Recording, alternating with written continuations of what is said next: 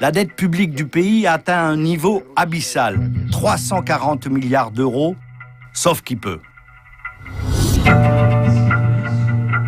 Petros Markaris est écrivain de polar, auteur de scénarii, fin observateur de la société grecque, sa cible, la classe politique. Vous avez l'habitude de parler essentiellement du crime économique, en disant il y a crime économique sur la Grèce. Est-ce que vous pouvez m'expliquer ça?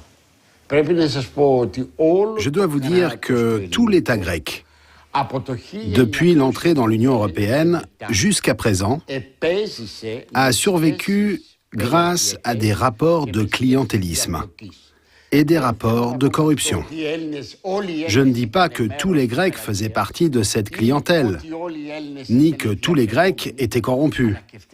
Mais même nous qui ne l'étions pas, on l'a toléré, parce que pendant cette période, tout allait bien pour nous.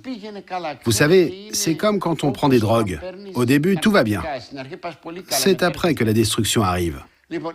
C'est à peu près comme ça que les citoyens grecs ont vécu, comme sous sédatifs, en faisant de beaux rêves. Après, l'heure du réveil a sonné et ce réveil a été catastrophique.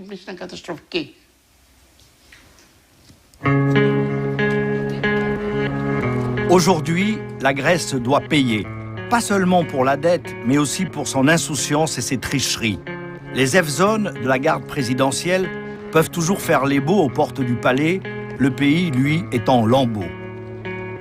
Note à la baisse, déficit à la hausse, le bulletin de santé est si mauvais que l'Europe et l'international de la finance hésitent à se pencher sur le malade. Il agonise et les perfusions qui 2 fois déjà ont été posées par le Fonds monétaire international et l'Union européenne ne sont pas parvenues à le sortir du coma. Il faut pourtant sauver la Grèce pour se sauver soi-même, alors on paye.